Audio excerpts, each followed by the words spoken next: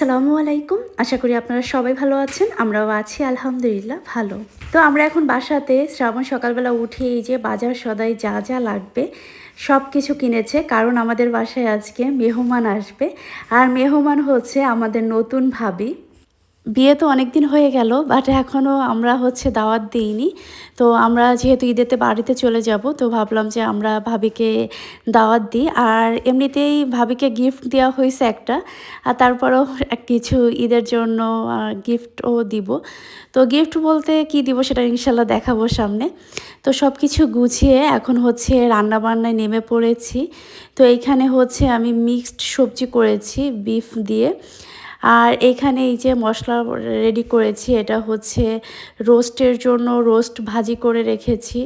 এখানে পোলাওয়ের চাল আরিফা ধুয়ে দিছে, ওইটাও রেডি করে রেখেছি। মোট কথা সবই রেডি, শুধু আমি চুলায় দিব আর নামাবো। সালাদের জন্য আরিফা সালাদ কেটে এখানে রেডি করে রেখেছে। আর আজকের দিনে এত পরিমাণে গরম ছিল, গরমের ভিতর রান্নাবান্না করতে যেয়ে তেমন একটা ভিডিও করার এনার্জিই পাইনি। তো এইখানে পোলাওটা একদমই রেডি, এখন জাস্ট একটু দমে বসাই দিয়েছি। এইটুকু ভিডিও আবার আরিফা আমাকে করে দিয়েছিল, কারণ আমি রান্নাবান্না করে বেশ ক্লান্ত হয়ে গিয়েছিলাম। এখানে গরুর মাংস বসিয়েছিলাম, এটাও রেডি হয়ে গেছে। তো মাংসের উপরে মশলা নিচে, উপরে শুধু তেল ভেসে আছে। তো এটাই মনে আরিফা দেখাচ্ছিল, কিন্তু মাংসে কিন্তু আমি অত পরিমাণে তেল দিইনি, বাট মাংসটা অনেক ভালো ছিল। আর আমি মনে হচ্ছিল আমার কাছে যে পাতিলে হবে না, তাই আমি এক্সট্রা রাইস কুকারেও কিছুটা বসাইছিলাম।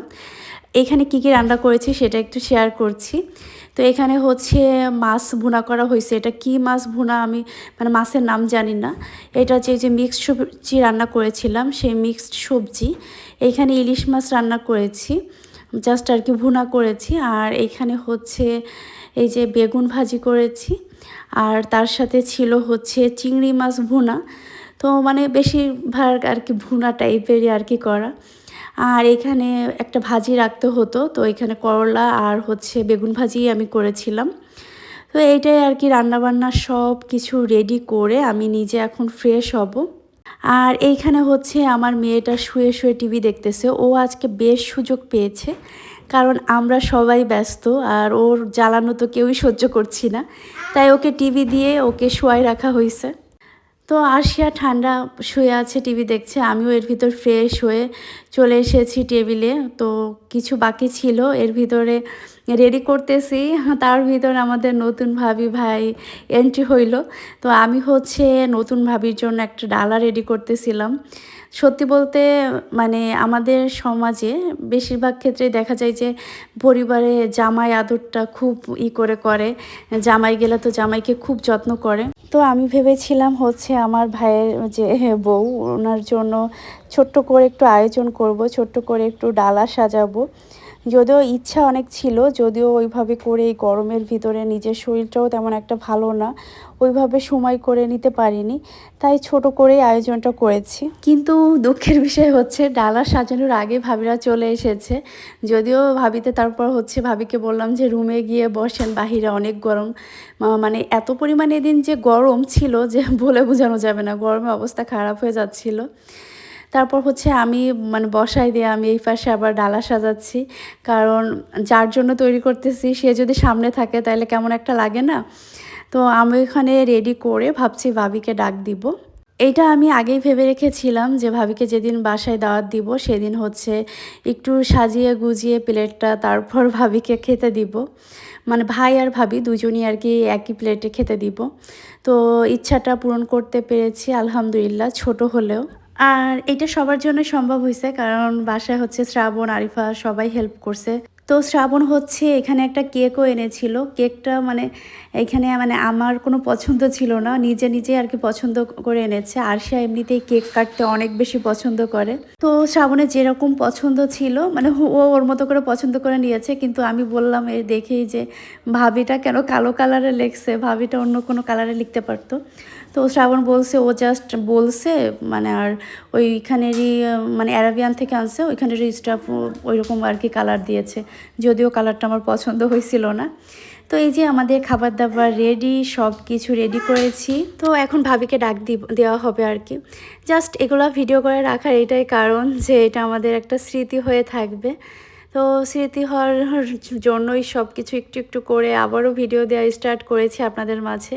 সবাই আমাকে সাপোর্ট দিবেন আশা করি। আর আমার ভাইয়ের মানে আমার তো একটাই ছোট ভাই, জানি না ওর কবে বিয়ে হবে, অতদিন পর্যন্ত বেঁচে থাকবো কি না সেটাও আল্লাহ পাক জানে। যাই হোক, ভাবিকে এখন রুম থেকে ডেকে আনা হলো।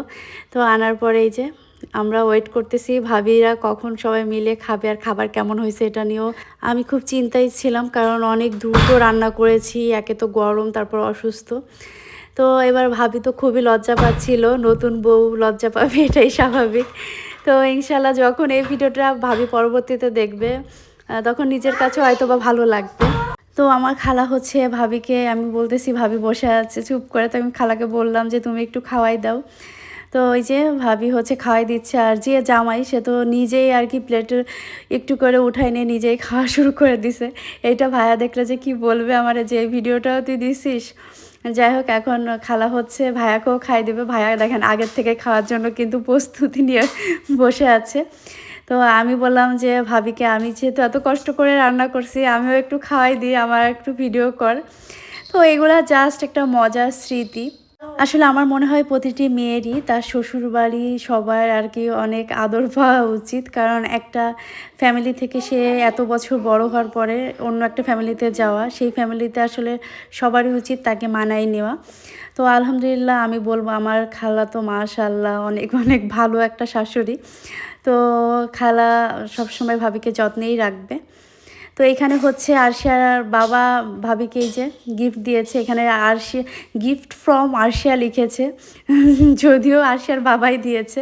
যাই হোক, আরশিয়াকে তো কোনোভাবে আনা যাচ্ছে না, সে টিভি দেখতেছে, আসবেই না।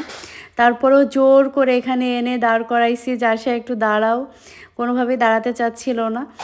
তারপরে এই যে দাঁড় করানোর পরে যখন আমি ঠিকঠাক হয়ে দাঁড়াইছি, ও তখন এক দৌড় দিয়ে আবার টিভির রুমে চলে গিয়েছে। তো এখন খাওয়া দাওয়া শেষ, ভাবিরা আবার একটু বাইরে যাবে আর মানে একটু কেনাকাটা করার জন্য। তো এই কারণে আর বেশি সময়ও ছিল না, তো ভাবলাম কেক টেক কেটে, আমারও টায়ার্ড লাগতেছিল যে একটু রেস্ট নিব। তো এখানে আবার একটু ছবি টবি তোলা হলো।